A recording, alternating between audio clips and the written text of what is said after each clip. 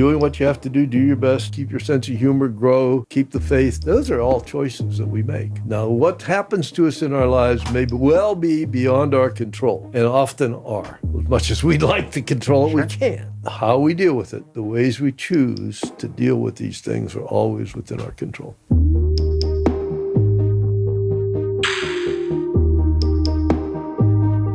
I was thinking we have a weird connection. This is you won't think of this, but my youngest son, he's like obsessed with boats. Yeah. And for some reason, he really likes boats sinking. So he likes the Titanic. And he has made me watch a video of the USS Oriskany sink like sinking 500 times. Oh, He's is that right? obsessed with it. Yeah. Because there's videos that they prepped it and then they shot. He's And just then fascinated with it. How old is your son? He's 4. He just turned 4 okay. on Sunday. All right. Yeah. But that was your ship. Oh, yes, it was. You spent a lot of time on that ship. I did. And let me tell you how old you start to feel when they sink your ship to make it a diving reef. Yeah. Yeah. Where did they sink it? Off the beach in Pensacola. Oh, interesting. Yeah. It's in the Gulf. We got a car alarm out there. Mm-hmm. Yeah, they all the prep they had to do. Yeah. And because you'd think you'd just be like, well, sink Just ship, go out they go and to the sink it. bottom. Yeah. But when they sink them on purpose, there's some environmental regulations they have to follow. If it's on purpose, they would have been better to just have a run into a rock or something somehow. Yeah. And also, how do you sink something that is basically designed to be unsinkable? That's right. That's right. Like, they can be disabled pretty easily, but sink is a very hard. different thing. Yeah. How speaking of it feeling, it makes you feel old, how long ago do those events feel to you? Well, in most ways, it's like yesterday. Yeah, I was curious. It's like a lot of things in our lives that have a big impact on us. Somehow they remain fresh in our memory. Sure. And then, of course, after I retired, I went into the speaking business, and I used that as an analogy for dealing with problems, change, and uncertain future. Sure. And so that probably keeps it You reasonably revisit fresh. it. Yeah. Not necessarily from a place of trauma, but you're revisiting it because you're telling the story and you're trying to put people in your shoes in that moment all the time. Yes, and I'm trying to make connections to their lives and their business, and yes. How walk me through that day. You're in your Skyhawk, you take off. What happens? Well, we launched about 7 o'clock in the morning. We were going on a strike. There were going to be 18 airplanes together, so we get organized overhead, head towards North Vietnam. We were about 60 miles off the coast. As we crossed the beach, they start shooting. They always start shooting. And among all the other stuff, the target that day was a small railroad bridge just inland from the port city of Haiphong. And as we crossed the beach, they start shooting. And among all the other stuff, they fired some surface-to-air missiles, SAMs, from way, way out in front of us. And I mean, this is also clear in my mind. It's amazing, and so the first, back then, a surface-to-air missile was about the size of a small telephone pole. And from miles away, you could see them launch them because of the flame and it kicked up from getting them off the rails. And once they're in the sky, the plume of flame on the booster rocket is so big and so bright, you just track them as they go through the sky. So our basic tactic was to not do much of anything until we found something that seemed to be tracking us. Because otherwise, you just jink forever and never get to a target. You don't know if the bell tolls for thee yet. That's right. You don't know. And you're hoping that you see the ones that have your name possibly written on them. Yeah. And so I watched the first missile. They launched 2 missiles. And I watched the first one, and it's just a point of light sitting on my windshield, and eventually it starts to move on the windshield, so I know it won't hit me. It's a relative motion kind of thing. And the second missile just sat there and sat there and sat there until finally I decided if it wouldn't move, I would. And what I decided to do that day was instead of going to my left, because there were 16 airplanes out here beside me somewhere. Sure. And everybody's kind of flying wild trying to avoid things. And, Sure. I mean, there's only one airplane on my right. And so I decided to just pitch my airplane up, go across the airplane on the right in a big barrel roll kind of thing, come down on the outside, press onto the target. And it was a brilliant idea until I was upside down over this guy beside me who happened to be my flight lead, and the missile went between us, and there was a huge explosion. The fireball blew the tail section off the airplane, which I didn't know. So did it make contact, or it exploded? No, it between exploded you? in between us. Interesting. But the explosion blew the tail section off my airplane. It actually, well, I can tell you about Al too if you. But my airplane stayed on its back and started spinning upside down and falling through the sky. And it's like everything was in slow motion. Yeah. You know? I mean, this thing has come through the sky like a rock, you can imagine. Yeah. But it's all in slow motion. And so I'm kicking the pedals and stirring the stick and trying to figure out what's going on. And we were shaking the airplane was shaking so bad that nothing would focus. You know, when I look at the instrument panel, see if I could figure out which way I was going, it was just a blur. Interesting. So I'm trying to fly the airplane or get it to fly. And so I started this at about 18,000 feet or 20,000 feet. As I go through 4,000 feet, I get a glimpse of my altimeter. And I can see the needle go through 4.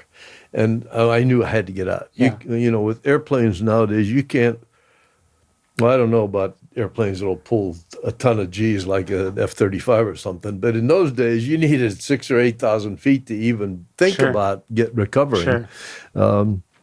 And so I'm upside down. I reach down, and my butt's about this far off, 4 inches off the seat. Sure. Because I'm upside down. Yeah, yeah. And the seats are built, it's like sitting on a rocket or a mortar shell. Yeah. So the seats are built so that you have to have your butt in the seat when that seat cooks off, or else by the time it gets to your back, it'll just crush your back. Sure. So I grab the stick with both hands. I pull on it with all I had. I pull my butt up into the seat. I grab the handle between my legs, and poof! I ejected straight down. Shooting the wrong way. The wrong way. Yeah, the wrong way. You're trying to avoid going towards the ground. But I was, I don't know how high I was by then, but I know that everything worked the way the book says it's supposed to work. I had a chute. I had maybe 2 swings in the chute. I could hear airplanes. I could hear guns. I could hear explosions. And then I hit the ground. I landed in the middle of a small North Vietnamese village. How long between seeing the missile and touching the ground? What are we talking about? 5 minutes? Oh, no. It's probably more like, well, it might have been 5 minutes. I mean, I saw the missile way out in front of me, Sure. and I was tracking it. So it might have been 5 or 6 minutes or something. But from the time I decided to make my move until I hit the ground was probably maybe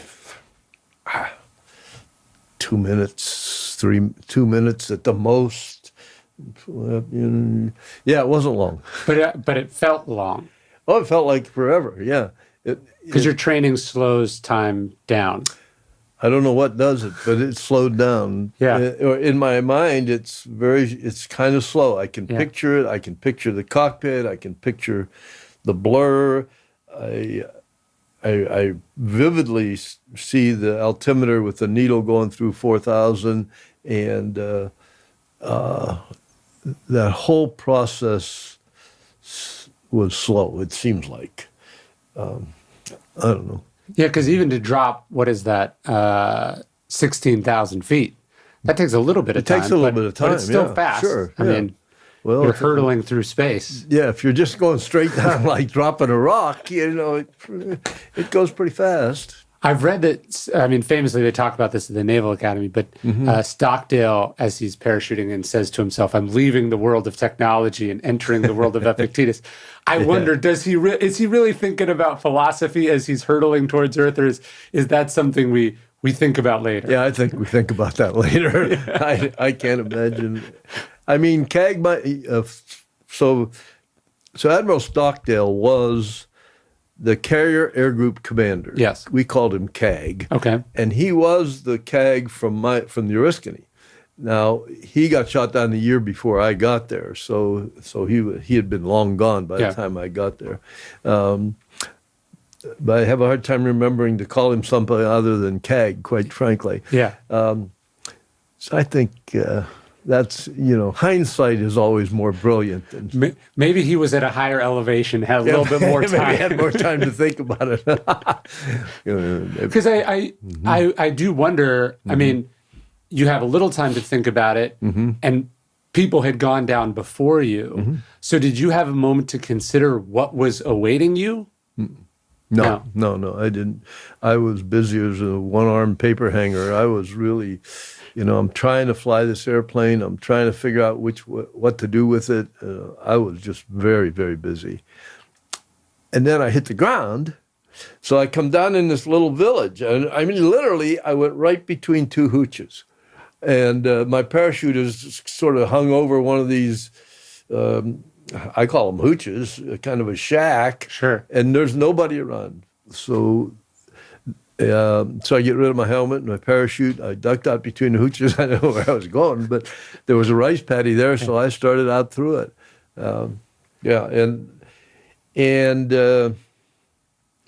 In retrospect, as I've thought about it, I was probably in some sort of shock or something. Sure. So I just... You just had a rocket shot up your ass twice, basically. First from the missile and then from the seat. That's right. Yeah, you've fallen 20,000 feet. Yeah. You've been subjected to incredible G's. Yeah. I was a mess. Yeah. Yeah. When does it hit you that best case scenario, you're being rescued, but the worst case scenarios are not great? Well, the best case scenario of being rescued was not an option. That just was not a possibility. I mean, the airspace in North Vietnam is probably the most heavily defended airspace ever in history. And to bring a helo into that, we're up in Haiphong. We're not down in the route pack somewhere where there's not much going on. We're right in the center of it, was suicide. So we knew if you went down in that whole Haiphong, Hanoi area, You're on your own? Yeah, you kiss it goodbye for a while. So what goes through your mind next then? Evade, escape? No, well, I go out across this rice paddy, or into this rice paddy, and there's nobody around. I go into the rice paddy, and I can look up and I can see the airplanes flying away. So I'm trying to run in the rice paddy, which is really hard with all the mud. But I'm out there and I get to about the middle of the rice paddy, and one of those airplanes is turning around and he's coming back. And so I stopped, and in our flight gear we carried a little radio. Are you going to edit this? Yeah. Do you tell me afterwards? You tell me anything you want to cut. No, I'm not. Okay. I don't know how much you want me to tell. Whatever you're interested in, people will be interested in. I'm sure of it. Oh, okay. Yeah. All right.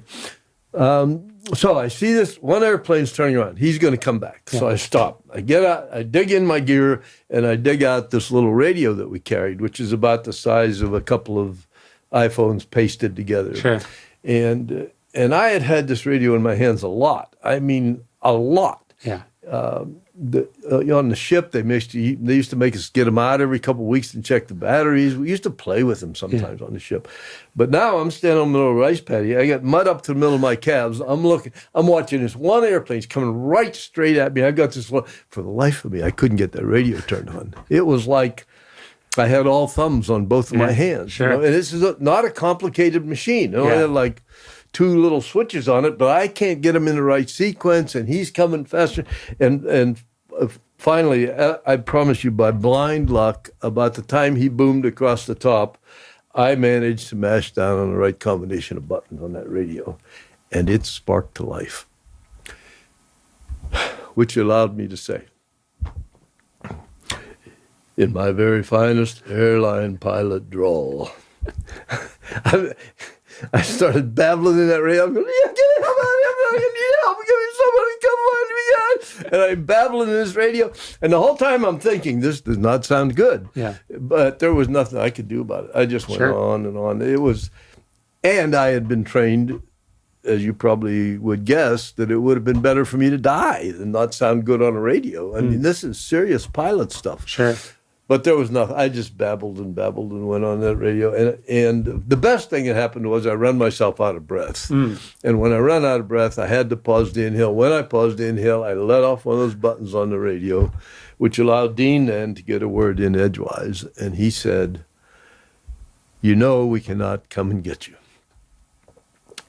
At which point I couldn't think of anything clever to say. And Dean said, "I'll see you when this is over." And he flew away. And I stood out there in the middle of a rice paddy.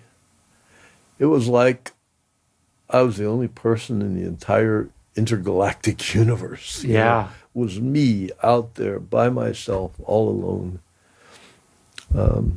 And when I speak, one of the connections I make with people is I say, hey, I probably don't have to describe that to you too much. Sure. Because I'd be willing to bet money you've had some time in your life when you get that alone feeling. I mean, stuff happens to us. Yeah.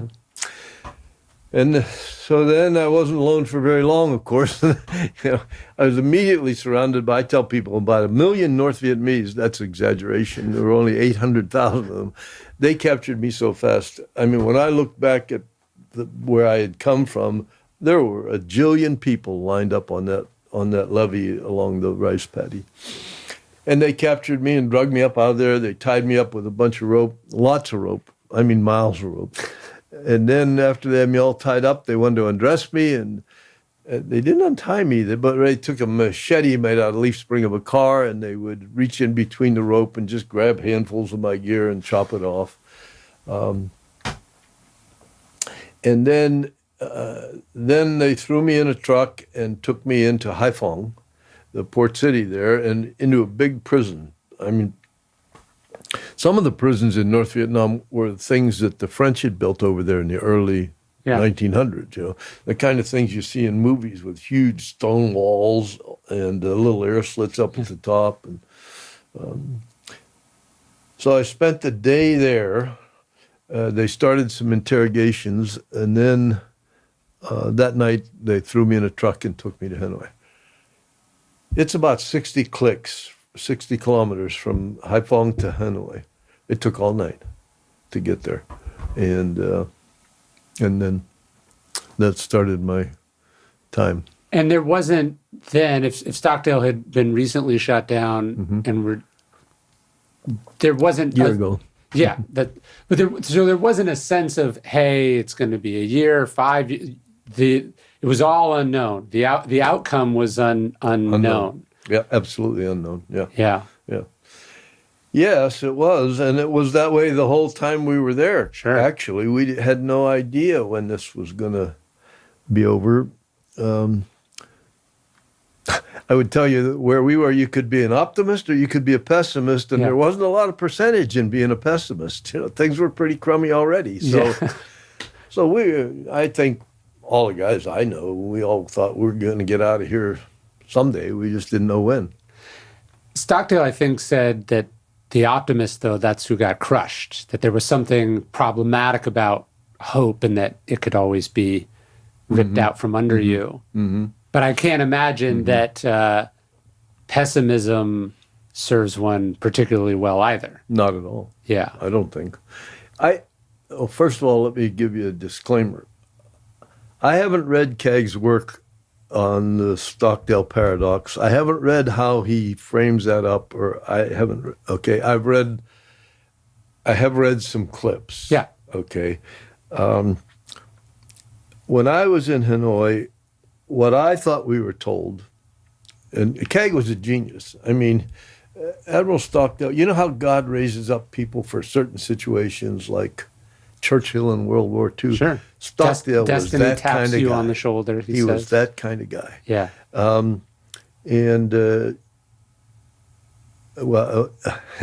So I could tell you CAG stories. Please. So one day we're getting, remind me where I was. Yeah, we're I'll going come to back. talk about the paradox, okay? So one day, we communicated by tapping on the walls, and it'd take a long time, weeks or months maybe, for stuff to get around. But one day I was living with some guys, and we're in this cell, and we get a message tapped on the wall, and it says, CAG sends the following. Remember what Epictetus said. I'm paraphrasing. So we get off the wall and say, first of all, who was Epictetus? If we know anything about Epictetus, what might Epictetus have said? The Navy didn't send you all to get a postdoc in ancient philosophy, is what you're saying. And but it was a great thing because we could talk. We passed weeks talking about who you think Epictetus was. What's CAG talking about? You think he's smoking dope over there? What is going on with CAG? And so eventually somebody somewhere in the chain sent a message back, or maybe we did, and said, okay, we give up. We don't know who Epictetus was, and we don't know what he said. Yeah. And so he comes back. This all takes a lot of time. Eventually it comes back, and I can only paraphrase, but he said, Epictetus said, don't spend your time worrying about stuff over which you have no influence or control. Sure. And we thought, that's great. Yeah. So we talked about that for a lot. This is what we did. We would dissect everything.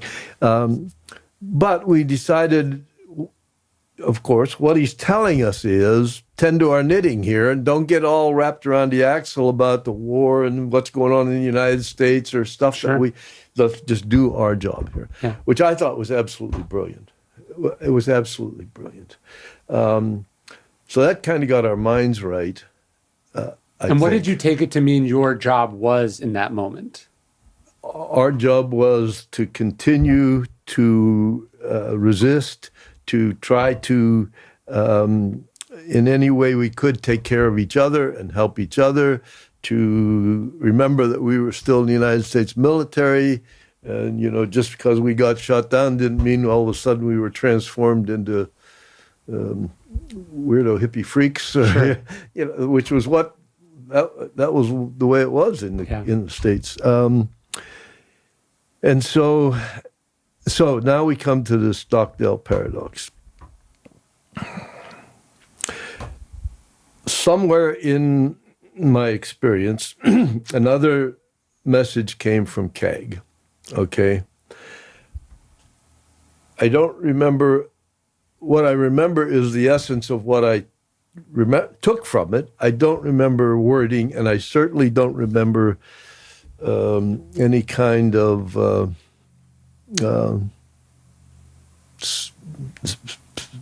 old Greek philosophy or anything associated with it, okay? And it was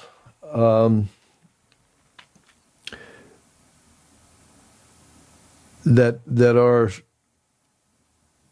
our posture, our thinking need to be one of realistic optimism. Yes. Okay? In other words, you're not just an overflowing, blind, optimistic person.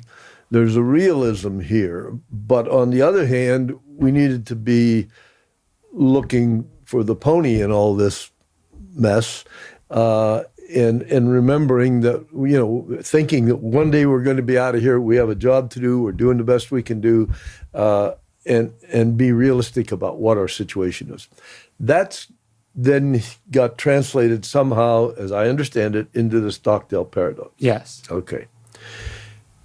Let me tell you, I personally know of no optimist who perished or had unsurmountable problems. And I know of no pessimist who, because of his pessimism, was crushed. I don't. Interesting. Those comments, which at least online, I've seen attributed to Keg. Sure. I absolutely disagree with. Interesting. I think, I don't know if that was like Keg in his parachute thinking about Epictetus, where time does things to our thinking. Sure. So as far as if Keg's paradox was, we're realistic optimists, right on. Yeah, I think as I understand, because it's most famously in Jim Collins' Good to Great. Mm-hmm. And the paradox is effectively you have to, on the one hand, unflinchingly accept the reality of the situation you're in, which is not good. Which is not good. You are in a prison with an unknown release date, if there ever is one. But then he says, I never lost faith in my ability to decide the end of the story, that if I got out, I would be proud of who I was and what I did with the time that I was in there, or what I did afterwards. Right. No, I agree with that. Yeah. I would take exception to the word if, because we were always going to get out of there.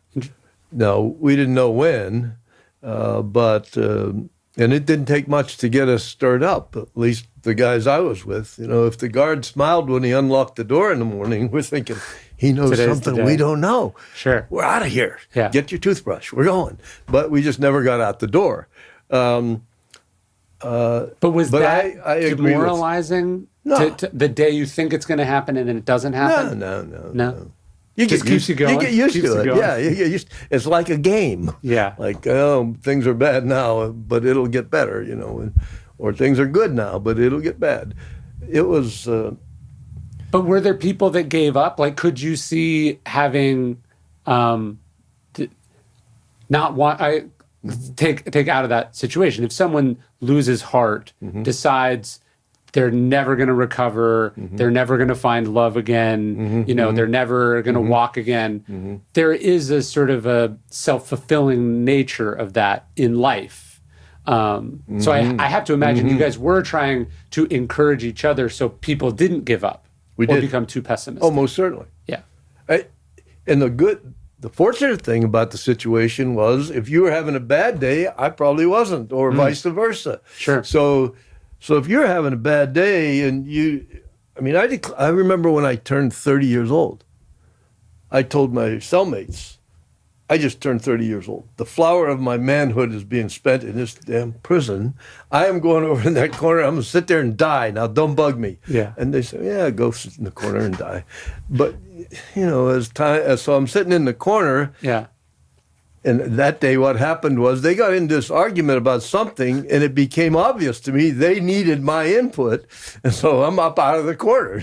I can't die. You guys are wrong. I don't have time right now. You guys are wrong. I got to straighten this thing out. So if I was having a bad day, they weren't, and we just took care of each other. The hardest part, probably, was being by yourself. Now, I was only by myself for a couple of months. But somebody like Keg being by himself for all those years, that's really hard.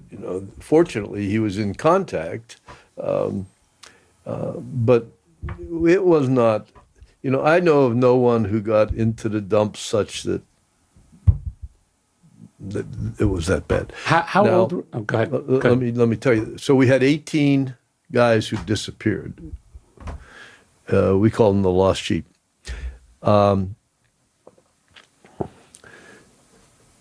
I don't know what happened to those guys. Okay, their bodies have all been accounted for, but they flat out disappeared. Now, how they died, I have no idea. We have no idea. But aside from that, now some of them were very, very sick physically. One of them, I can't think of his name off the top of my head, was catatonic. But I have no idea what their situation was. But amongst the other 400 of us, it was not a problem. How old were you when you were shot down? I was 25 when I was shot down. Did you notice? I was curious. There was a big age range. Like Stockdale was older. He had kids almost in high school. Yes. How did you notice age affecting different guys? Was I imagine being a POW at 22 is a different experience than a 38-year-old who's been through more things. Yes. Well, first of all, the 38-year-old turns out to be wiser or more life experience, even though I wouldn't want you to let those guys know I said that.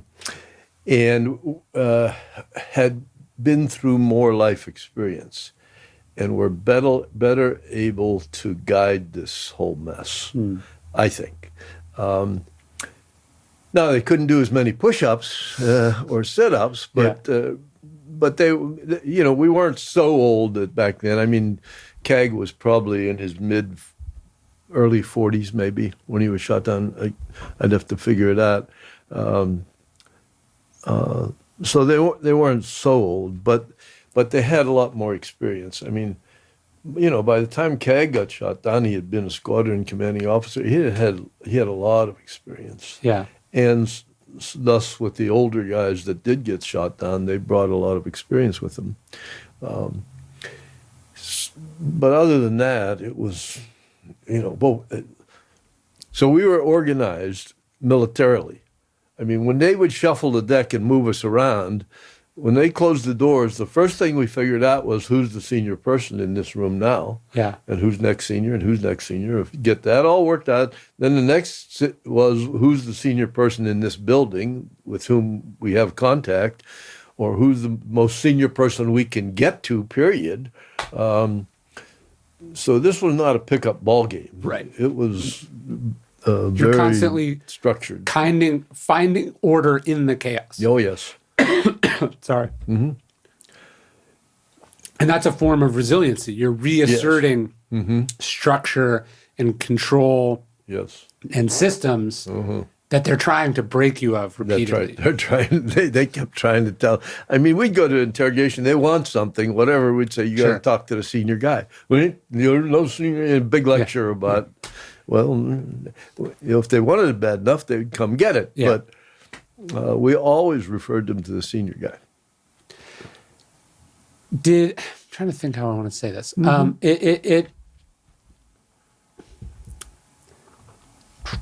don't want to say this. I'm trying to think. From what I have experienced with fighter pilots is that these are masters of their destinies. These are alpha men and women.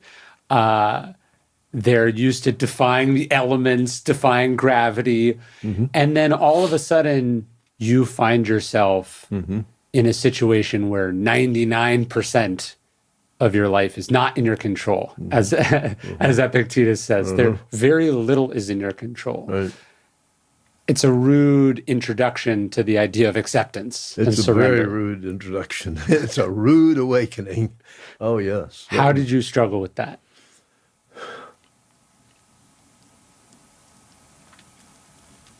Well, I'll tell you a story. I'm to the point in my life where there are no sound bites anymore. I love the Everything's story. a story. So I got shot down. They took me to Hanoi, and they began to interrogate me. The interrogation led to beatings. The beatings led to torture. And we got to the point where I hurt so bad, I knew I had to do something. And what I decided to do was hold out as long as I could and then lie. And so we got to that point.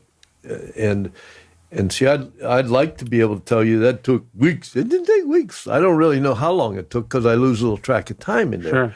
But we got to the point where I had to do something. I started lying. I lied about everything you can possibly imagine. Yeah. Every question they asked, I had a lie. I made up a lie for. And finally they got done with me and they left. Now, I'll skip a lot of details. I couldn't get up off the floor. My arms didn't work anymore.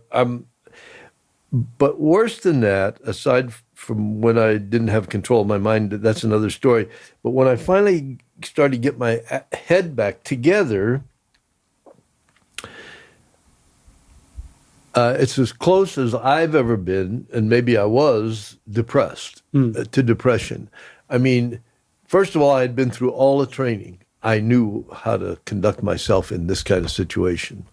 Second of all, I had seen every John Wayne movie that had ever been made, and I knew how an American fighting man conducted himself here, and I had not been able to do that.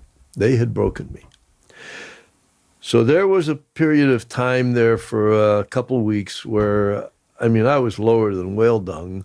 And the best thing that happened was they came in after a couple of weeks and told me, get your stuff. I had a mat by then and a blanket, roll your stuff up. And they took me over and put me in a cell, and they brought in another guy who was, his name was Tom Norris. He was an Air Force Thud driver, F-105 pilot. And he'd been shot down a few days ahead of me. And so, I mean, when we finally quit crying and hugging each other and start talking, come to find out that what I had been through, he had been through. Where I hadn't been strong enough, tough enough, however you want to think about it, neither had he. So we're thinking, this is good. We are soulmates now, you know. And if, I mean, literally, we'd have conversations about, you know, I don't know what's going to happen when we get out of here, what the military is going to do with us, or think about us, and at one point we decided, well, if we're going to be men without a country, we can go together and we'll just bum around the world. Sure. I mean, it was a shattering experience to find out just how untough I was. To me, though, from what I have read, kind of maybe the most beautiful and inspiring and perhaps unsung role that people like Stockdale and others whose names I don't remember played, it wasn't just the defiance or the courage or the endurance, but it was really the mechanisms that they created to give people support after they broke. Yes. And he talked a lot about avoiding guilt and shame and then coming back from that dark place. Oh, yeah. They knew. I mean, they went through the same sorts of things to whatever extent they did. And so, you know, when they told us, look, here's the deal. You bend, and when you can't do it anymore, you do what you have to do to get out from under it, but then you bounce back. And, it was that kind of... So, you know, so Tom and I then find out over time that this has happened to everybody. Yes. So this is the norm here, you know, is if they want to bust your hump, they can bust your hump. And you just have to come back. And so, as stark as that might sound or be, it was good. Okay, you know, if they take me out and do this, I just have to get through it somehow and eventually get my act back together. And part of that whole process was, I'm trying to think if we had some sort of guidance along we were to, I can't remember if we were told or if the heavies came up with this kind of thing or not, but the way we conducted ourselves was, if they took you out, no matter what, whether it was bad or really bad or whatever, whenever you got back into circulation, we confessed. We told everything. Yeah. Everybody knew everything. Yes. I remember when CAG sent through the wall one day, we got another message from CAG, and he said, it is neither Christian nor American to haunt a repentant sinner to the grave. We thought, whoa, that's deep. What do you think CAG's talking about now? You know, you think he's smoking dope over there? What is going on with CAG? But of course, you know, eventually we're like a box of rocks. You know, eventually we say, oh, he's telling us how we're to conduct ourselves with each other. Kindness, forgiveness, acceptance. Forgiveness, take them back into the fold, come back, you know, the whole Christian confession sort of thing. Come back, tell everybody what happened, get taken back into the fold because your day was coming.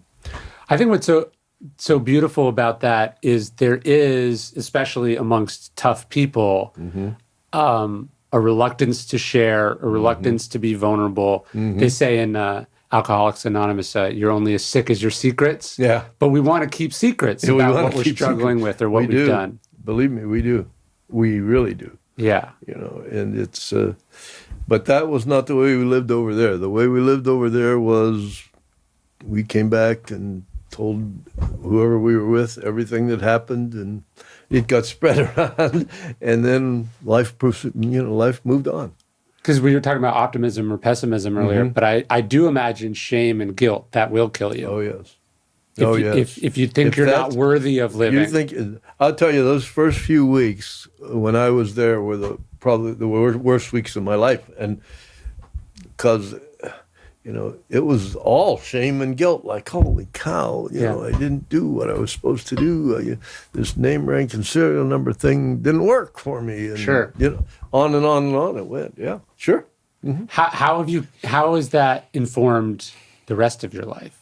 I got to imagine you're a pretty good ear now for people who who maybe feel guilty about something or struggling with something. You've seen it all and done it all. Mm-hmm. Well, I'm. Well, let me tell you this way. I am a hardcore follower of Jesus Christ. Okay, and that idea, when John wrote in his first letter, when we fail, we are to confess our sins, and God is consistent to forgive us. I see that. I mean, I'm supposed to be that way. I'm supposed to treat you that way. Yeah. I'm supposed to interact with everyone that way. And so, I've told my kids, I tell my grandchildren, hey, when you screw up, you got to fess up. But it's going to be okay. It's not the end of the world, That is the most beautiful part of the Christian tradition, I think, is that no one is beyond redemption. No one is beyond redemption. Yeah. Which is really good news for me. I don't know about you, all of us. But it's good news for me. Yes. That no one is beyond redemption. That's right. Yeah. But yeah, I do think we have this idea of you and your peers as being unbreakable, and that's how you got through it. But that's a kind of a superficial understanding of what actually being resilient is. It's not that you... There's a Hemingway quote I love. He says something like, the world breaks everyone, but the ones that will not break, the world kills. But those that do break, he says, can become strong in the broken places. Yeah, I think that's right. If you break your leg, where it heals back together, it's stronger than it was before it was broken.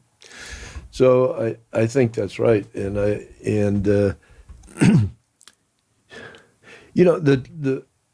absolute truth is that life's going to be full of bumps, and we are going to go through things that are discouraging, hurtful, and even to the point of our brokenness. Right, some of those will be self-inflicted. Yeah, some of those are self-inflicted. Lots of those are self-inflicted. But it's the idea that we can deal with that. Yeah, we're resilient. Yes. So you want to talk about PTSD for a minute? Please. So I get asked often, hey, do you have PTSD? And I say, no, I didn't. Nothing bothers me. Nothing bothers me. Now, I'll say a couple of things about that. One, that our treatment started to change a little bit in the fall of '69, and they backed off a little of pressure. And the last couple of years we were there, it became obvious, for example, that if the interrogator wanted to hammer you, he had to go get permission. And sometimes he would, but sometimes he wouldn't. Yeah. And they backed that pressure, that constant pressure off. And I tell people now, I would never have thought of these words at the time, never. But from that time on, in those cells, we were doing group therapy. Now, We didn't even know what group therapy was, but here are a group of guys locked up. We 24/7. We talk about anything we want for as long as we want, and then we can talk about it again, and again and again. So that by the time we were released, we were ready to go. Yeah, in that ex-POW group, the percentage of problems ranging from very minor to suicide is like minuscule. It's minuscule. That group has done extremely, extremely well. And I think it's because of that time and that process. I believe we were created to process outside of ourselves. Sure. We do not do well up here in our heads. Stuff just goes around. I think it's really important you say that because Stockdale's so well known for his association with Stoicism, which in today's world, Stoicism, lowercase Stoicism has no emotions, feels nothing, stuffs it down. And that's really the opposite of the work you guys were doing together and that he was leading and encouraging, which was talk about it, process it, deal with it, get it out, not pretend it didn't happen, pretend it didn't exist, pretend you're invulnerable and superhuman. No, you're absolutely right. Yeah, that was not the way he thought about it, at least in my understanding, and that certainly wasn't the way we thought about it. I mean, even the fact that he's sending messages to you guys and they're not, hey, make sure your room's clean. He's saying, here's some advice. Think about this. Don't be too hard on yourself. Right. We're in this together. Yep. He's trying to bring everyone together because the sum is greater together. Yeah, and in a way that, I mean, when he said that the message about is neither Christian nor American to haunt a repentant sinner to the grave, I mean, he was telling us we're to stay collected here and get ourselves back together. And we were not ostracizing anyone. And he wasn't talking about that as the field commander far away. He was talking about himself also. I mean, he's trying to process his own guilt and shame and struggle. I think so. Yeah. Was it helpful for you also, I imagine, like you're not just getting something out, you're not just giving to the group, you're not just getting something out of the group therapy, but you're also helping other people. Do you think having a purpose and a mission in that sense was helpful? Yeah, it was. It most certainly was. I don't, we weren't smart enough. We were just pilots. We weren't smart enough to know much about some of this stuff. Sure. But I think we knew, intuitively, that these discussions were good for us. And that it was good for us to be candid and honest about what had happened to us, how we felt about it, what we thought about, what our concerns were, and so, I mean, before I left the States, I have never, up until that, I have never been a fan of counselors, shrinks, none of this stuff. You got to be kidding me. However, I now am a fan of counselors, shrinks, given that they're not working on their own agendas. Sure, but. Because we were just created to process outside of ourselves. I'm sure we were. Sure. It's either, first of all, if I get it out of my head, either verbally or in writing, it makes me focus on what is going on up here. It's not just a mess. And then it also gives me some distance on it so that I can look at it a little more objectively. Okay. And it was we didn't know that all this stuff we're talking about, we didn't know. We just did. This was a situation, and this was how we've best found our way to deal with it. I mean, I find when I journal, just getting it from here to here, it's not very far. No, but it's a huge difference because now I can be like, that's insane. That's right. Don't tell anyone that. Don't tell anyone. That's stupid. That's not a good way to treat people. Or you're not being nice to yourself here. Or that sounds silly when you say it out loud. And then it's not here, it's here. But I think also more importantly, it's not there. Yeah. It's not there. Yeah, It's not the person. It's not on the person in front of you in traffic. In front of you. This right. is safe. This is a safe place. That's a safe place. Just like a counselor should be a safe place. Yeah. If they're not working their own agenda, it should be a very safe place. Yeah. Yeah. And you guys created a safe place inside a very not safe place. Yes, we did. Uh-huh. It was, I mean, we'd tell each other anything, everything. We did. I mean, even to stuff, from our former lives. Sure. I mean, I know we just had our 50th reunion of when we were released, and I know lots of names. I know most of these guys I wouldn't recognize if they walked up and hit me. Sure. But I know their names, and I might know a little bit about them too. Hey, I know what you did there. So it's kind of a bond that exists in that group of people that's really pretty remarkable. Yeah, but we cut ourselves off from that because we feel not worthy or we're ashamed or we can't put words to it. Yeah. Yes. And it's more, it goes back to, it just goes around in circles in our heads. Yeah. Yeah. We're Were you angry ever? How did you deal with the anger? I don't recall being angry. Well, I was kind of upset with myself that I pitched this airplane up. That was stupid. At the time, it seemed brilliant. You know how these ideas are. We have sure. Like if it had worked, yeah. If it had worked, it would have been whoa. But I don't remember being angry.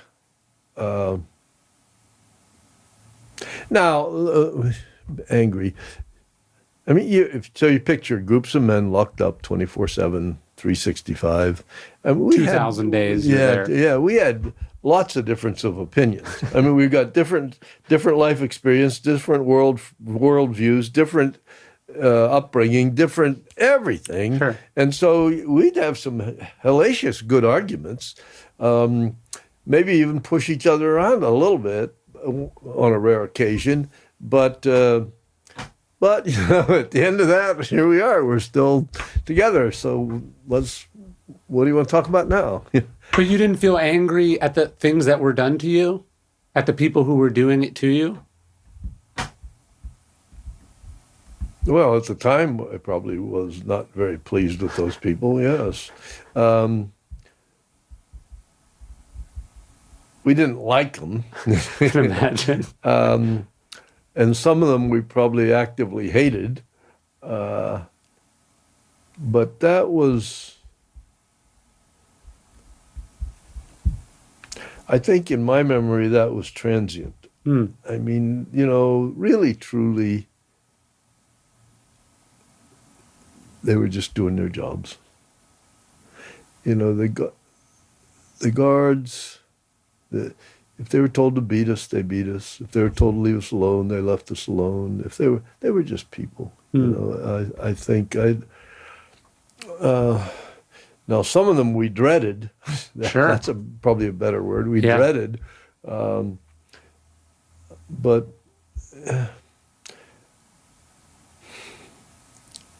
Well, at any rate, in my memory, I don't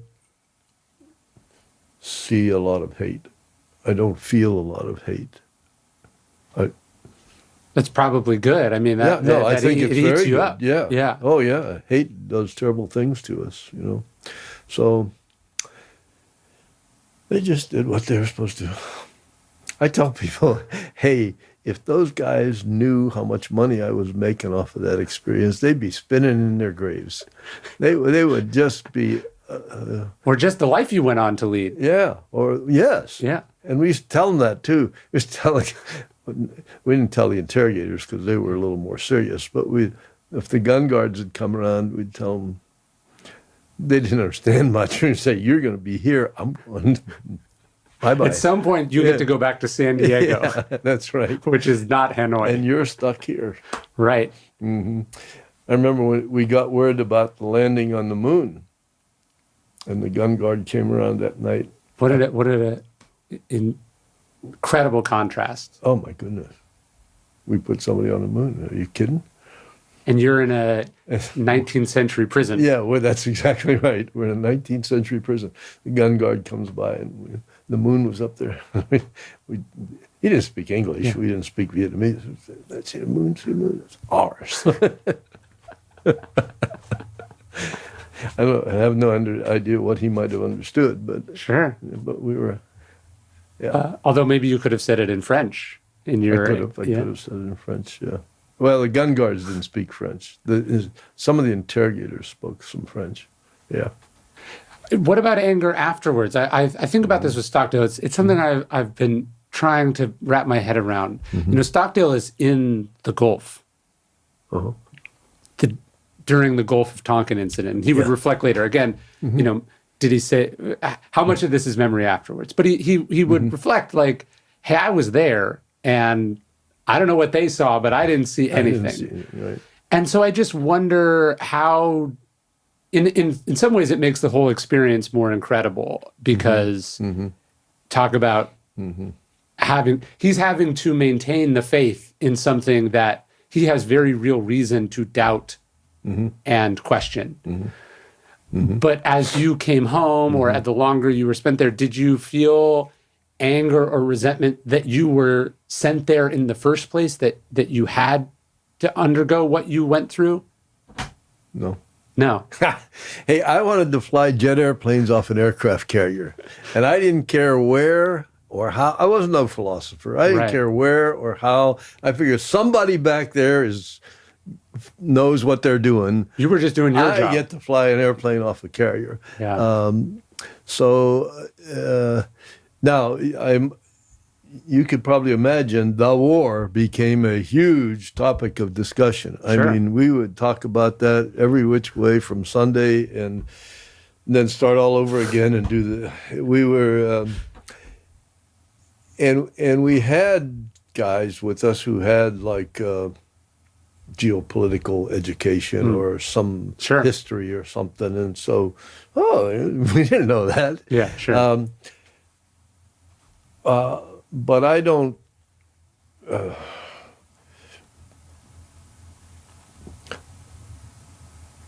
I think we had to think, and maybe we didn't know any better to think otherwise. Sure. That somewhere in Washington or in the Puzzle Palace, somebody knew, and was on the right track. And so I'll tell you something else. So I have been this close to communism. Yeah. Right up front in my face. I've seen it. The true believers. The true believers. I've watched how they treat those people. You know, at night when it would get quiet in some of the prisons, camps, when it get quiet, you could hear the loudspeakers over the wall in the village. Mm-hmm. And so they get real quiet, and we'd be getting ready to go to sleep, and you'd hear over the walls the speakers going, and they'd have the war going on those speakers. Yeah. And big explosions. Man, the next morning when that turnkey opened the door, he was mad as hell. Oh, he was just lit up. And that night, they'd play just music over there. Next morning, the turnkey'd open the door. I mean, they turned those people on and off like they had switches in them. Wow. And it was absolutely remarkable. And there is not a shadow of a doubt in my mind that I will never live that way. Of course. I'll take my guns and go into the mountains. Yeah. I'm never going to live that way. Sure. You know, this whole idea of socialism or communism, it doesn't work. I mean, it's proven to not work. Sure. Somebody's going to be in charge. And so there's always somebody. It's just, so, you know, what we have in the United States may not be the best form of government there is, but it's better than anything else that exists. Sure. And so, I mean, I've watched that happen over there. I've seen, and let me tell you, Ho Chi Minh wasn't sleeping on a rock. Right. He wasn't eating a handful of rice. Right. So it's just another way of taking advantage of people or controlling people, I think. And we had lots of discussion. They gave us books. Yeah. Well, so in this last period of time, occasionally we would get a book. Yeah. Okay. For one time we got a Bible. They came in and gave us a Bible. We That must said, have been whoa, beautiful. look at this. Yeah. And there were about 9 of us maybe in that cell at that time.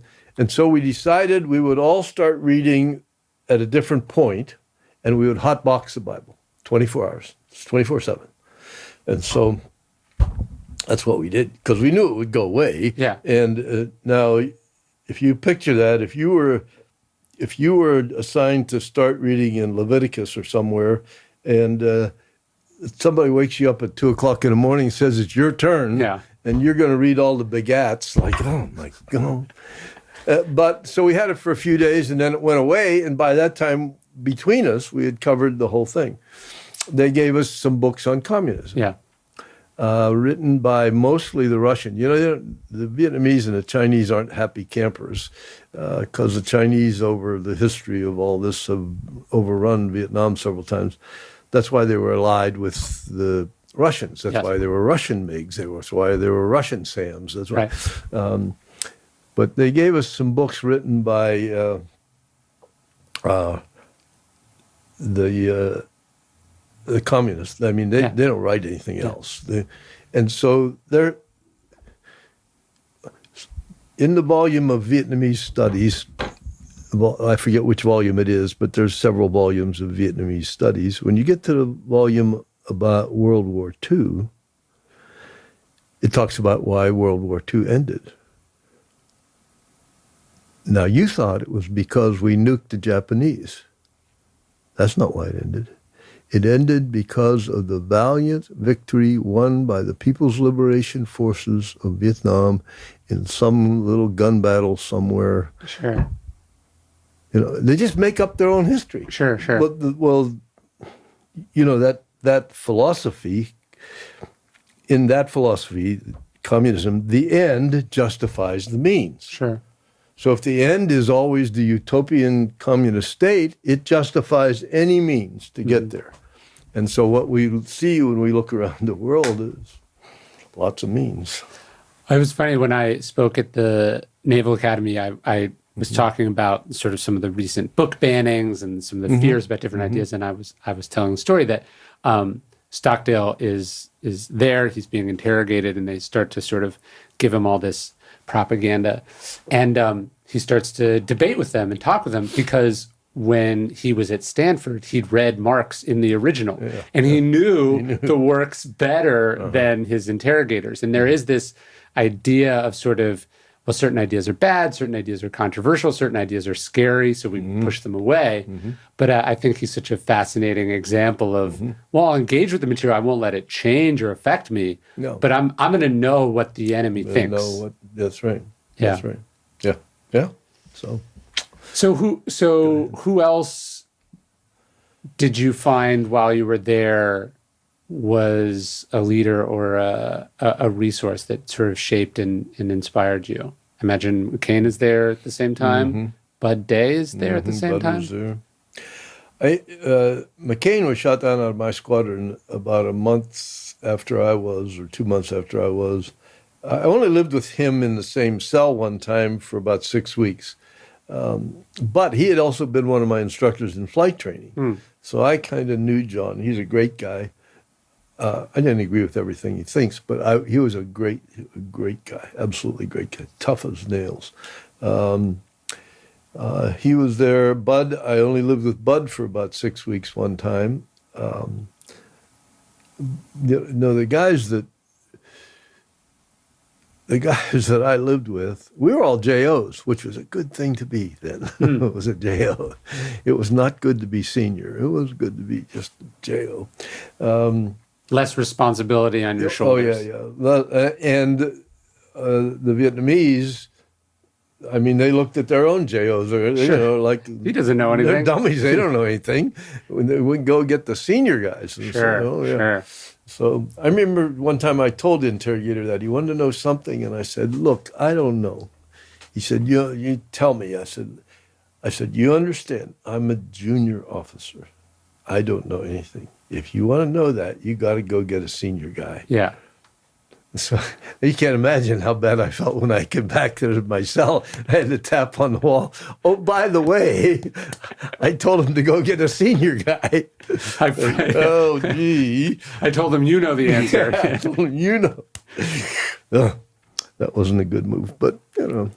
But that's the that was, burden of command, is that the buck stops with you. It comes with privileges and responsibilities. Yes. Yes. Yeah. Yeah, I heard someone say that there's that acronym, rank has its privileges, but it's actually rank has its responsibilities. Yes, it does. It most certainly does. Yeah. Yeah. Yep. So, I mean, obviously, famously with McCain, he could have gotten some special treatment, right? He could have, there was an opportunity to leave sooner. Yeah. You remember the little clip they played of him laying in the hospital bed, all casted up and everything when he was running for president? You know, they came in one day and they told him, you're going home. Yeah. We got a delegation. We're giving you, they figured out who his father was. And he said, no, I'm not. Yeah. Now, that just tickles me. Because they could have literally picked him up. He had this much control over what was going to happen to him. Sure. Zero. Sure. They could have just carried him out the door. But instead, of course, they got all upset with him because he's saying no and threw him back in with the rest of us. Yeah. He was interesting guy. I imagine that is one of those decisions that in the moment you feel one way, but then you have to deal with the consequences of said decision subsequently, and that's where it hurts. That's what it hurt. Well, they yanked him out of the hospital and took him back over and threw him into a cell in Wallow, and they didn't care if the cast broke or didn't break, or so he healed a mess, of course. Well, that's what I meant about anger. When he goes to lift his arm for the rest of his life, and it can't raise. It doesn't seem unnatural to me that one might be a little angry about that. But that anger eats you up. Yeah, you just can't let things like that fester, So I don't know specifically how John dealt with it, but I know the anger. It was not festering kind of anger, resentment. I don't. Does going through what you went through, I would be curious, like, does it turn down the volume on pretty much everything else for the rest of your life? You're like, gets things. I was in a Vietnamese prison. This line at the DMV is the line at the DMV. I'll get through it. Yeah. It puts things in perspective. It does. Now, I don't say that to my wife. I say, sweetheart, I understand you're really upset. It does sound like a huge deal. Okay. Yes. But I think, so my first wife died from breast cancer, and then I remarried. And I think either of those women would tell you that not much bothers me. I don't get worked up about stuff.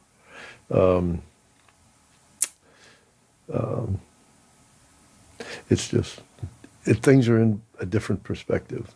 Does it turn down the volume on the good stuff too? I don't think so.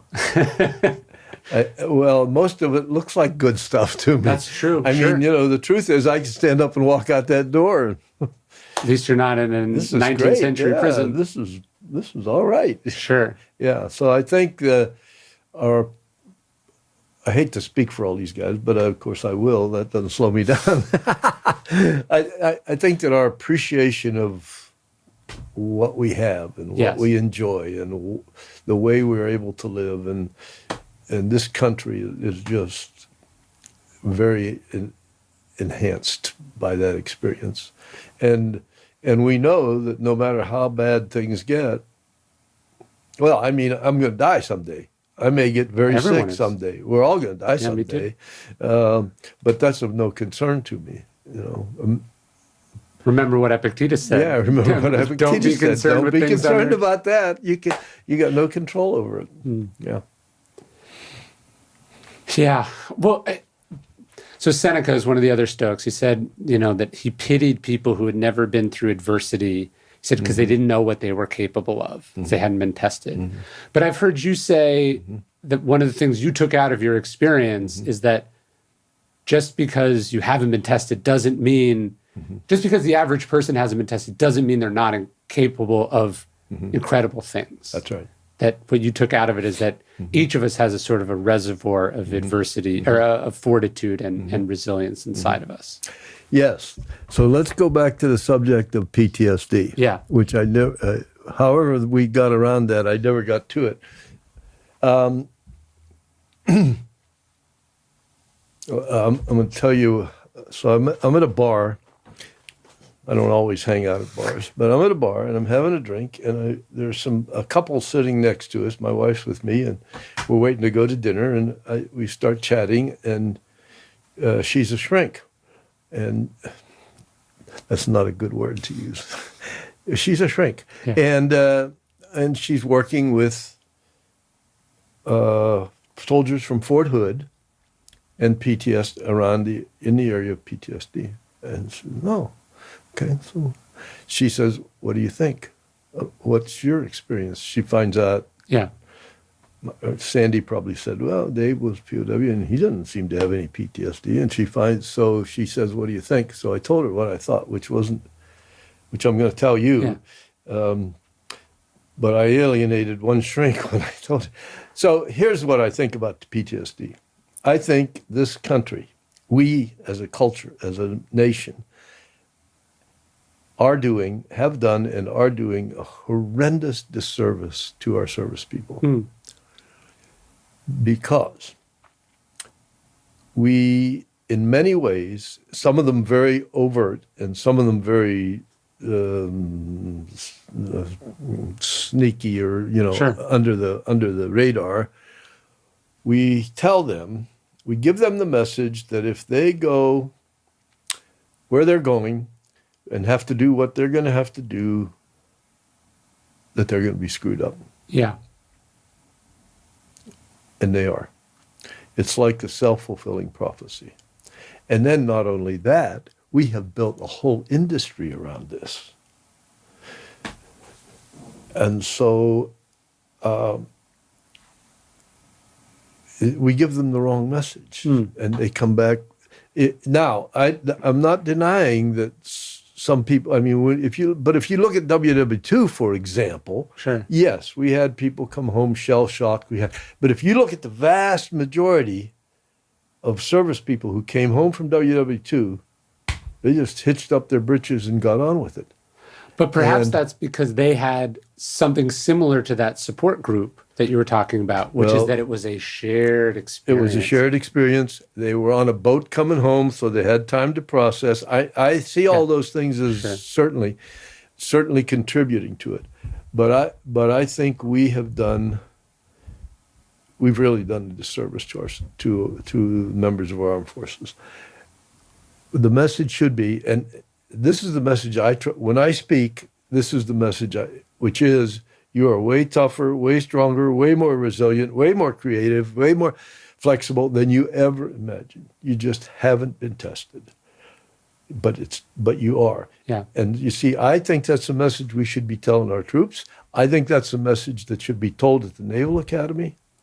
They should be being told, no matter what happens, you can deal with it. You will get through it. You may die. It may be really bad and you may die. Well, then you don't have to worry about it anymore. But in the interim, you can deal with whatever life or the service or combat or whatever throws at you. Then they have a much higher propensity, ability, potential to do that. But if we tell them, hey, you're going to go, it's going to be asymmetrical warfare. You're going to not know who they are. You're going to get all screwed up. They're going to bombs or grenades are going to. You're going to be a mess. Sure. They come home a mess. Well, and I imagine your message also includes you have the capacity and the strength and the resources and the support system to deal with trauma or pain or memories. that is included. It's not just you're going to be so tough, nothing will touch you. No. It's that you have the ability to come back from this, and it might take a long time. It might be hard. Might be years of therapy. You might need medication, but you'll get through it. You'll get through it. Yes. Yeah. Yes. Yes. It's really, you know who the JPRA is? Joint Personnel Rescue Agency? No. That's a group within DOD whose charge is to bring, to help bring people back from very difficult situations, hostage situations, POW. They're trying to be ready for, it's full of shrinks. They've invited me to come talk to them in August. And that's what I'm going to tell them. I'm going to tell them, you guys don't keep telling these people they're going to be screwed up. Tell them if they have problems, you got resources for them. You'll be able to take care of them. That's something I thought about with the pandemic because I've got 2 little kids, and you know, for the first year, parents were talking about it like they called it the lost year. They would talk about how behind kids were going to be in school, how scarring it was going to be, and I remember saying, like, when I talked to my grandparents who lived through the Depression or World War II, they went through this. They never spoke about that thing as, of course, it was not an experience they chose or would have wanted to do again, but like all the things in our lives, when we think about breakups or accidents or injuries, it gets integrated into who we are, and we think about it as a thing, like Stockdale said, that in retrospect, we wouldn't trade away. That's right? true. We have the ability to turn it in, to find meaning in it, to learn from it, to grow from it. And with enough distance, inevitably, we always see what's happened to us as the best thing that could have ever happened. Yeah. But we tell ourselves in the moment, this is the worst thing that ever happened to me. Things will never be the same again. This is so unfair. Right. And that's not fair. Like, that's why not give ourselves the gift of what we're going to feel about it in the future right now? And if the people that are supposed to be helping us talk that way or give us that impression, it just multiplies the challenge. I remember I was a kid. I got in this really terrible bike accident. The front wheel of my bike just fell off. And I went over the handlebars.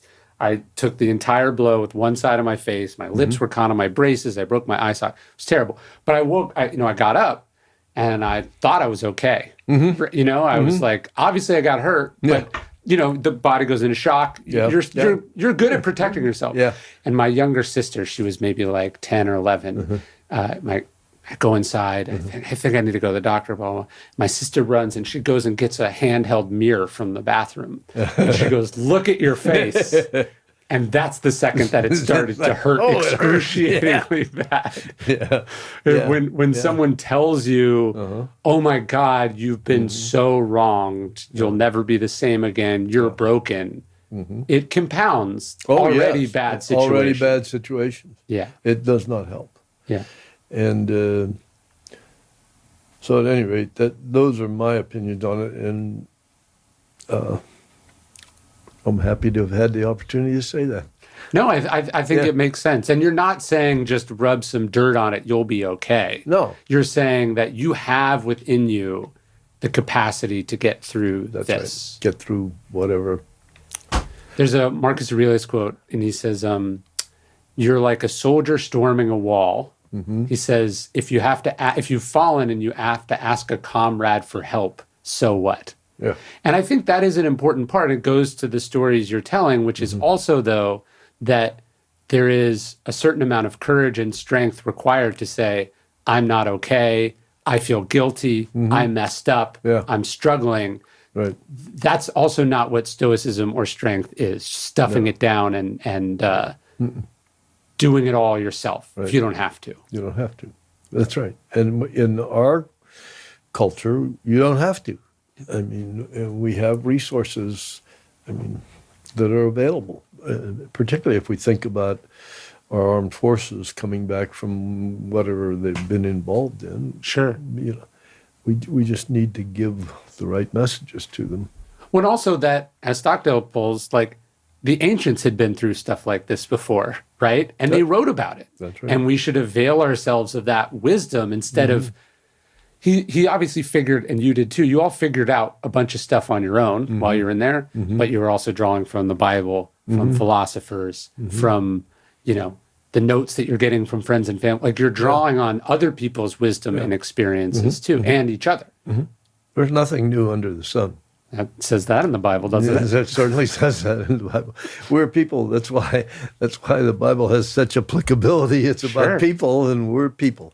Yes. And people, unfortunately, don't change. Or fortunately, depending on, we're just people. Well, in your experience, as new as it was, you're shot out of a fighter plane by a surface-to-air missile and rescued by a parachute. You find out you're not going to be rescued by radio. All that's very new.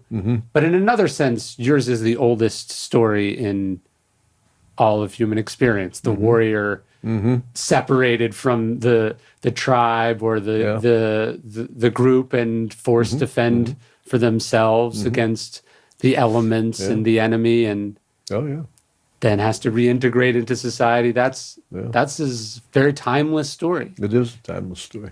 So I'm curious about the title of your book. Why is it called The Ways We Choose? What do you mean? Well,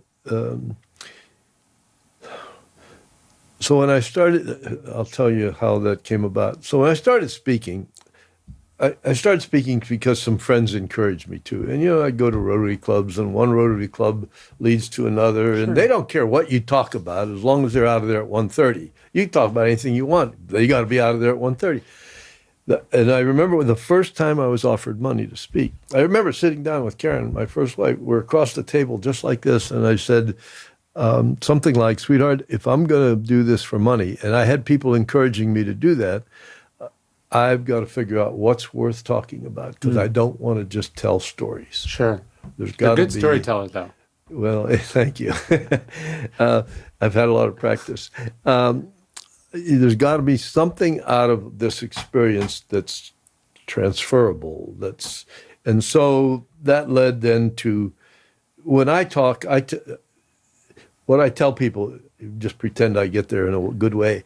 I say, the question I most frequently ask about my experience is, how do you do that? Yeah. How could you do that?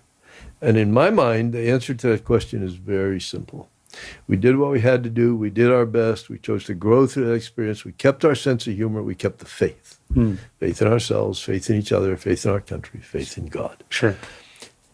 And I see those things as directly translatable into your lives. Of course. And so then I keep telling the story, and I go through that framework, and I keep hooking back into what I know is going on either in life, or if it's a business. I've already talked to people. I know what their problems are. I know. Sure. And I just keep hooking it back in. And when I get done with, at some point, I then say, hey, and oh, by the way, those are all a matter of choice. Sure. This is a matter of choice. The question would be better if I ask it like this. How do you choose to deal with your problems? How do you choose to get yourself through your situation? How do you choose to deal with the pressure in your life? How do you choose?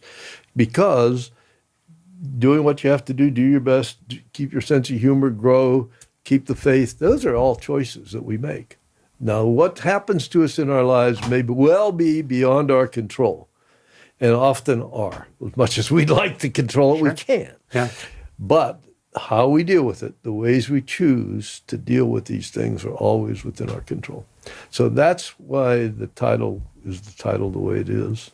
Well, maybe this quote came to you through the walls one day, but one of Stockdale's favorite Epictetus quotes, and I'm going to butcher it a little bit, but he says, a podium in a prison is each a place, Epictetus said. And he knew this. He was a slave himself. He said, a podium in a prison is each a place.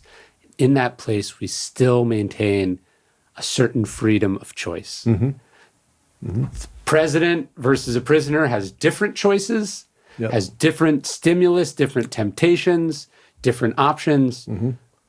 But nevertheless, there always remain choices that cannot be taken away from us. That's right. We don't control what happens, basically, but we control how we respond. How we respond. Yeah, and that's the reason for the title, and that's the way I talk. I mean, I'm not a writer. I'm a speaker, sort of, and I just blew up this what I say in 45 minutes or an hour to that. Do you feel a certain kinship with people who have been through similar experiences? I was just thinking, Dr. Edith Eger, who also lives in San Diego. She's in her 90s now, but she is a Holocaust survivor. She wrote this beautiful book called The Choice, which basically comes down to a very similar thing. That when everything else is reduced, we have some small choice about story we tell ourselves. Are we going to be corrupted by this? Are we going to be broken by this? Are we going to let them strip our humanity from us or not? Have you felt over the years, I'm sure you've met all different sorts of people who've been through harrowing things. Do you guys all kind of understand each other at a certain level, having been tested in a similar way, or no?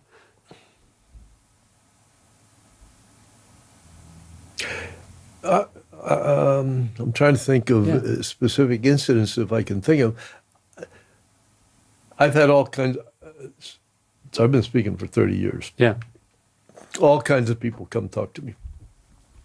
And one of the things that stands out is they all agree. That it's a choice. They agree that these things are a choice. Yeah. You know, do what you have to do your best, keep your sense of humor, grow, keep the faith. I've never had anybody who was anything but totally agreeable with what I had said. Now, they've never heard it in a story like that, with examples like that. Sure. But they agree with that. And I have had a few, I'm trying to think of one or two. I know I've had a few experiences where somebody will want to talk to me about something that's happened in their life. Yeah. And either how they tried to deal with it or how what happened to them corresponds with what I was saying or something like that. Sure. I've had a lot. If I had $5 for everybody who said to me, you know, my dad, my uncle, my nephew, my father was in Vietnam. They don't talk about it at all. I'd be rich. It seems to me from casual observation that the human tendency is to just squish things down. The wrong kind of Stoicism. It's the wrong kind of approach to it. It's rather than get it out, you know. Yeah. So I don't know if that answers your question. No, it does. Yeah. It definitely does. Yeah, it's it ultimately does come down to a choice or not a choice, but that's also a choice. That's a choice. Yeah. To not respond is a choice. To lay there and let it do its work on you is a choice. Yeah, yeah. I think what is interesting about all your experiences, all of you, is that you are doing, I think there's a subtitle of one of Stockdale's books where it's like testing Epictetus's ideas in the laboratory of human experience, something like that. It's that there are these abstract ideas, whether it's the training manual or the code or what you learned at the Naval Academy, and then there is the messiness of real life. And we do have a sense that certain ideas, certain approaches, the 5 questions you're sort of bringing up, these have been validated, not just in your experience, but going back 5,000 years and probably going 5,000 years in the future. This is when you reduce it down to its very essence. Yeah. That's what it is. It gets pretty simple, I think. Yeah. It's, I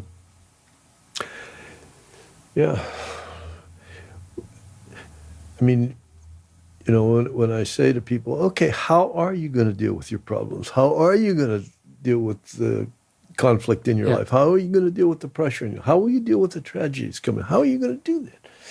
There is not much answer except I'm going to have to make choices as I go through this. Right. It's like someone can give you this whole catalog of how it happened, why it happened, whose fault it is, how messed up it is, how much it's going to cost them. And then it still doesn't change the fact That's right. that you're going to have to answer. You've got to do it.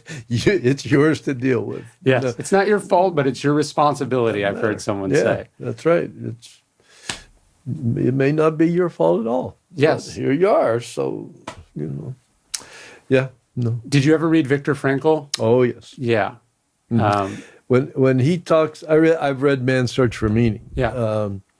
Which I completely agree with. It is a meaning in our life. We have to have a meaning in our life. Yeah. Now, I personally believe that meaning is Jesus Christ, because I don't see anything else. I don't see anything else that comes close to being the same yesterday, today, and tomorrow. Everything changes, But when I first read, I read that almost right after we came home. I forget, somebody handed it to me, and I read it, and I thought, yeah, he's right. You got to have some meaning here, or else it's just you're adrift. You got to find specifically meaning in the not so fun stuff. Yeah, because it's easy to find the meaning in your kids or your job or a beautiful sunset. Yeah, it is. Yeah, but it's when the going gets rough. Yeah. There's got to be some foundation there. It's like, well, you're familiar with Scripture, so you either build your house on the foundation or on the sand, and the sand will shift. So you have to have some basic identity, meaning. Yeah, and speaking of questions, I think the thing I took most from his work is he says something like, we ask what is the meaning of life, and then we expect an answer. And he says, actually, life is asking you that question. And your choices, your actions are the answer. Are the answer. Yeah. I like that. Who said that? Viktor Frankl. Oh, did he? Okay. Yes. Okay. When you go through something like what he went through, and you go, what was the meaning of all of this? Doesn't this, show that humans are awful and nothing means anything? And he's saying, no, by what I do after, by who I become out of this, the good that I do, the people that I help, that I don't let it break me or make me give up, that's the retort. That's the retort. Yeah, yeah. Good. My last question for you were talking about speaking, and we said how nothing isn't new under the sun. Do you find, as I do a lot of speaking too, every group thinks that they're special and unique, and their business has this unique set of problems, and they go, I need a special talk. And then you just do your regular talk, and they go, that's exactly what we needed. What we need. Oh, yeah. That's it. They're people. Yes. None of the problems are new. They just, in this case, it's in the widget industry, and in this case, it's ballet dancers, and in this case, it's fighter pilots. Right. But you all have the same problems. All have the same issues, the same problems. So oh, yes, absolutely. I just keep saying the same thing. And Yes. It's funny as I wrote this book, The Daily Stoic, and it's one page of Stoic philosophy every day, right? And this is a quote from the Stoics at the top. And what I got this from a text from someone yesterday. They just put out this movie, and it's coming out, and they were like, your quote is about my movie, like that day. And they're like, how did you know? And it's like, well, I wrote it 8 years ago, so I didn't know. But that's who we find what we need to find in the moment. We hear what we need to hear. Yeah. I imagine there were days you picked up that Bible. It was your section, and you were like, how did they know? How do they know? And it was totally random and yet not random at the same time. That's right. Well, that's why it's called the living word. It's not called the living word because it's living. It's called because you're different every time you read. Yes. And so you see different things. Have you heard the quote, no man steps in the same river twice? Right. The Bible is the same. It's the same. But who you are in that moment is different. It's different. Yeah. And so you get different insight from it. Yeah. Oh, yeah. I read it all the time. I think, I never saw that before. Even though you saw it 1,000 times. Even though I've seen it, yeah. I find that with the Stoics. I've gone through, I have my same copy that I go through over and over again. And it's like, I know I read this passage because there's my handwriting right next to it. And I not only didn't get it, or I got the opposite of what it meant. Yeah. Or it can mean two things. Yeah. And maybe that's even, we were talking about the Stockdale paradox. It's like what you need in the whole point is by making it a little vague, a little contradictory, a little, I think that's why Jesus spoke in parables. Oh, yes. Is so you can hear what you need to hear in that moment. Right. And so you'd remember something. Because if he just gave the dissertation, yes, we would never remember Why are you anything. lecturing me? Yeah. It's all about stories. Yeah, we would remember the stories. Yeah.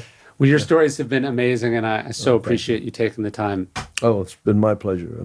I'm honored and tickled to have had the opportunity to talk. Thank you very much.